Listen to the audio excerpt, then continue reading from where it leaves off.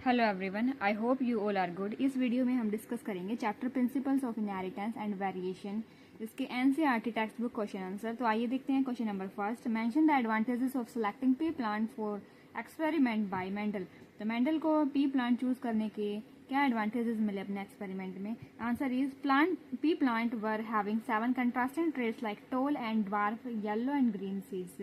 तो P plant जो choose किया था मेंडल ने, तो उसके 7 कंट्रास्टिंग कैरेक्टर्स जो थे, ट्रेट्स जो थे, वो प्रेजेंट थे। These contrasting characters have the load to Mendel and he also chosen through breeding pea plant varieties.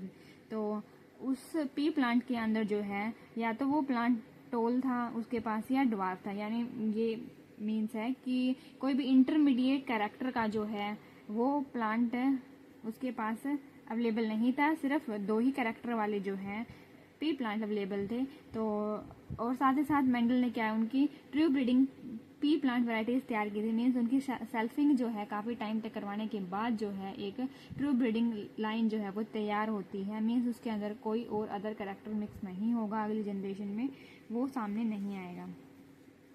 Next is question number 2। Differentiate between the following dominance and recessiveness. तो आइए देखते हैं। डोमिनेंस क्या होता है? The trait which suppress the effect of the other trait. तो वो trait जो दूसरी ट्रेट को जो सप्रेस कर दे वो ट्रेट कहलाती है डोमिनेंस। जैसे कि टॉलनेस जो है वो सप्रेस कर देती है ड्वार्फनेस के कैरेक्टर को, तो ये केस हो जाएगा डोमिनेंस का। रेसेसिवनेस क्या होता है? ट्रेट विच इज स्प्रेस, जिस ट्रेट का स्प्रेशन होता है, जो स्प्रेस हो जाती है by the effect of other trait, उसको रेसेसिव बोलते हैं। जैसे कि ड्वार्फनेस जो है वो स्प्रेस हो जाती है बाय टॉलनेस से। Next is homozygous and heterozygous. तो होमोजाइगस में क्या होता है, जो जीनोटाइप है वो जो है सिमिलर एलील कैरी करेगा। फॉर एग्जांपल स्मॉल टी या तो कैपिटल टी, तो ये कंडीशन कहलाएगी होमोजाइगस। और हेट्रोजाइगस में the genotype comprising contrasting allele, उसमें क्या होंगे, दोनों एलील जो होंगे वो कंट्रास्टिंग होंगे, मीन्स एक टॉल एक ड्वार्फ। तो ये कंडीशन जो है कैपिटल टी और स्मॉल टी की हेट्रोजाइगस कंडीशन है। Next see monohybrid and dihybrid. तो मोनोहाइब्रिड देखते हैं। It is the cross between 2 individuals considering a single character at a time. तो इसमें क्या है, एक टाइम में एक ही कैरेक्टर को जो है वो कंसिडर करके क्रॉस करवाया जाता है 2 पेरेंट के बीच में। और इनकी फिनोटाइपिक जो रेशियो रहती है वो F2 जनरेशन के अंदर वो 3:1 रेशियो रहती है। डाई हाइब्रिड में क्या हो जाएगा, it is the cross between 2 individuals taking 2 character at a time. इसमें जो है एक टाइम में 2 कैरेक्टर को कंसिडर किया जाता है। और इसकी जो फिनोटिपिक रेशियो है F2 जनरेशन के अंदर वो हो जाएगी 9:3:3:1 रेशियो।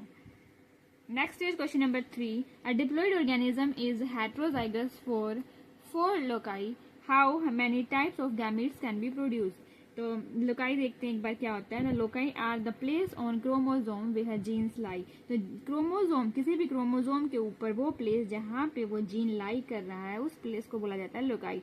तो इस क्वेश्चन के अंदर बोला गया है कि 4 लोकाई हैं और वो 4 जो है वो हेट्रोजाइगस है। तो कंसिडर कर लेते हैं capital A small a, capital B small b, और कैपिटल C स्मॉल c, और कैपिटल D और स्मॉल d।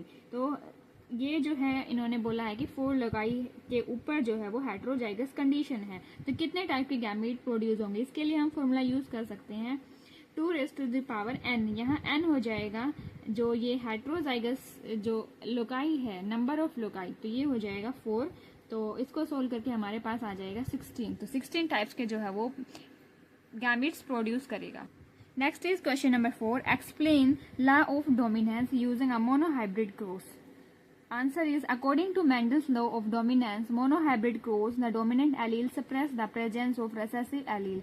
तो मेंडल्स के लॉ ऑफ डोमिनेंस के अकॉर्डिंग क्या है, मोनोहाइब्रिड क्रॉस के अंदर जो डोमिनेंट जो ट्रेट होगा, एलील होगा, वो क्या करेगा, सप्रेस कर देगा रेसेसिव एलील को। But it does not mean that the recessive allele has lost its existence. लेकिन इसका ये मतलब नहीं है कि जो रेसेसिव एलील है उसने अपनी एग्जिस्टेंस, अपना अस्तित्व जो है वो खो दिया है। It remains hidden in F1 generation. वो F1 जनरेशन के अंदर तो हिडन रहेगा, लेकिन वापस से रीअपियर हो जाएगा in the next generation. Means F2 generation के अंदर वो कैरेक्टर जो है वापस से अपीयर हो जाएगा।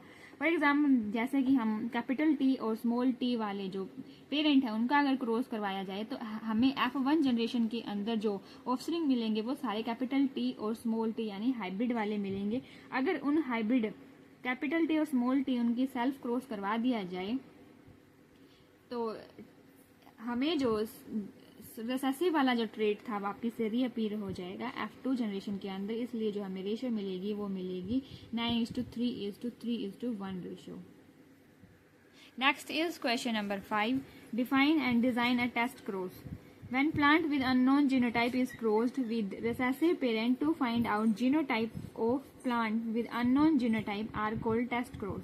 तो जब हम किसी unknown genotype के plant का हम क्रॉस करवाते हैं रिसेसिव पेरेंट के साथ, तो वो जो क्रॉस कहलाता है वो टेस्ट क्रॉस कहलाता है। तो ये इसी वजह से ये टेस्ट क्रॉस है, ताकि जो अननोन प्लांट लिया है हमने उसका जीनोटाइप पता चल जाए।